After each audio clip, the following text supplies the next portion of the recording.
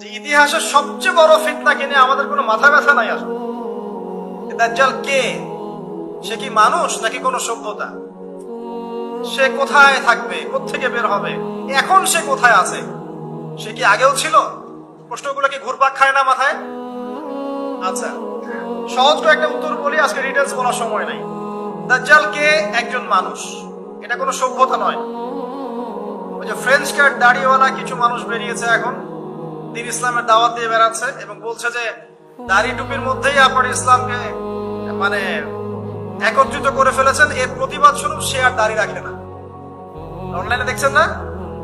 আচ্ছা, যাক, নাম বলছি না।